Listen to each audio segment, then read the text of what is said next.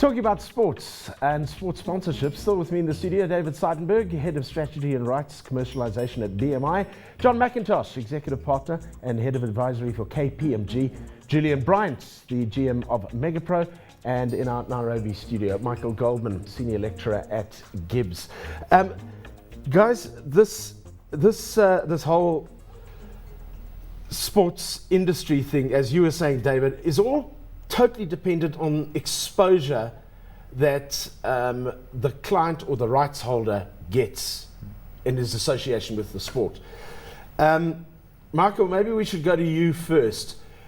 What is the situation with television in this country? Because you have a national broadcaster, but then you have a satellite company in MultiChoice who have the rights to most of the sports worldwide. How do you open up this market? As a rights holder, you have to think about what are the kind of media platforms that you want to be building your sport off. And I think, Dave would certainly argue quite strongly when you look at the numbers that you want to be on free-to-air, whether it's in South Africa or Kenya or Nigeria. You want to be on free-to-air channels because that really builds the brand of the game, the brand of the sport, the brand of the athletes amongst the people in that country, the sports-crazy fans. But at the same time, you need to balance that with the kind of media rights. And increasingly, as rights holders look to build their business, media rights are a huge part of how they commercialize their rights. So that's really important. And so that's where the satellite, the MultiChoice, the SuperSport across Africa have done a tremendous job buying up rights and therefore investing in sports properties across the continent. And what we see here in East Africa at the moment, for example, really demonstrates the value of a broadcaster that's really investing. And so there's got to be that balance between free-to-air and the money that comes behind it to invest in the sport.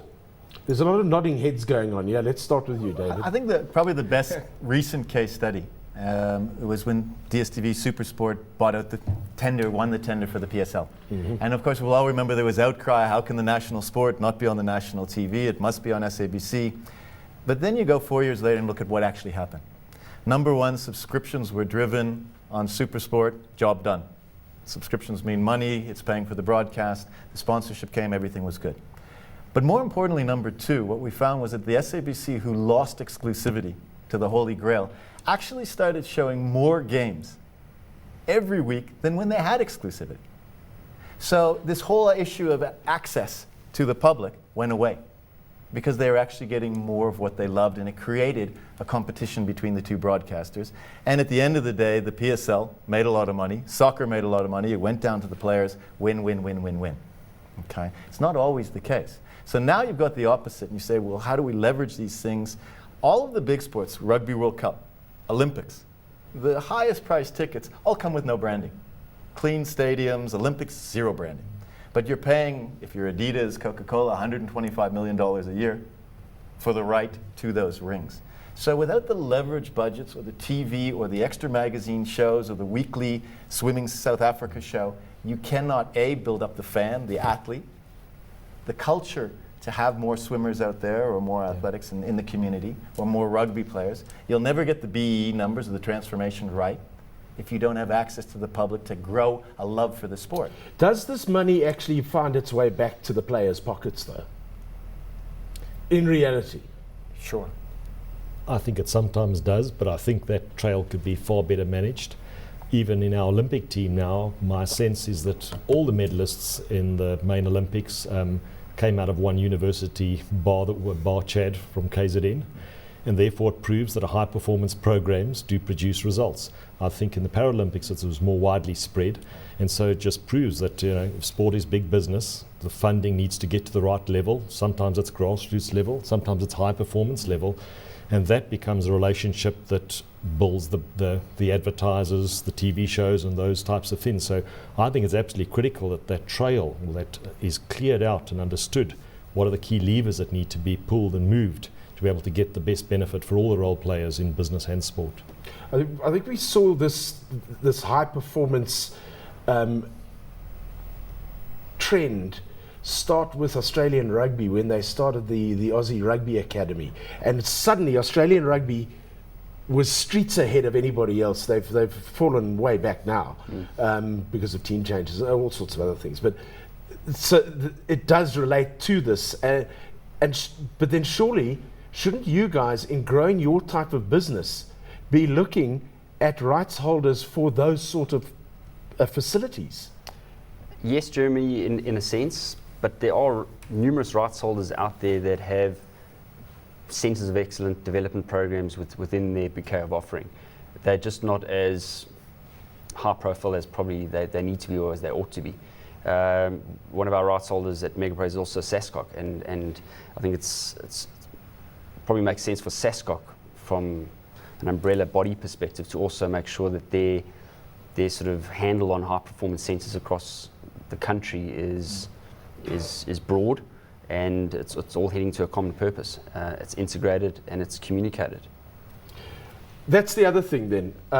Michael, when it comes to communication, are corporates in Africa who are involved in sports sponsorships, are they communicating that properly? And I'm not just talking about your straight bought-in leverage. I'm talking about your social media communication, all that sort of stuff. Are they using every platform they can to bring the sport and themselves together?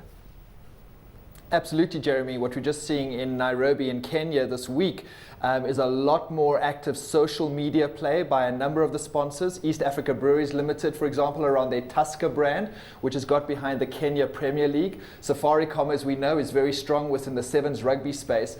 And they have multiple platforms, both above the line in traditional TV, print, radio, etc., as well as a number of dedicated social media platforms that they're building strong relationships and driving their objectives for the sport. One example, for example, is Capital FM, which is one of the media houses here in Nairobi, and they've got a multiple media kind of platform where information and content is very quickly going from the field with fans and onto these media platforms and then being consumed across multiple screens here in Nairobi. And always what strikes us, I guess, when we come and spend time here is how connected people are, how much time they're spending on Twitter and Facebook and the multiple screens. And I think that is the future for rights holders and for sponsors to build stronger engagement around their sponsorships.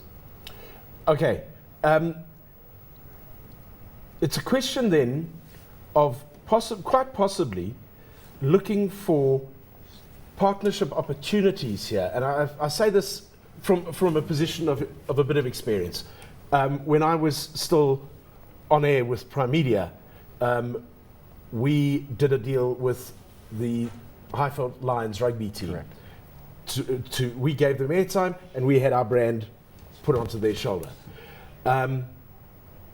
It was a losing team for many, many years. Nobody likes losing teams. But they got a huge amount of radio airtime out of that deal, which kept their profile very high. So is it a question that if you're looking, as a rights holder, if you're looking at something, you should also be looking at a possible media partner that goes with it? Yeah, always, Jeremy. And I can actually tell you the value that both parties got and how much your brand was worth on the sleeve and how much exposure, so on and so forth. But I think further to Michael's thing as well, look, there's no question social media is a new platform. WRC, World Rally, was one of the first sports that said it's expensive to film for TV. It's not ideal because you're going over land, not around in a track.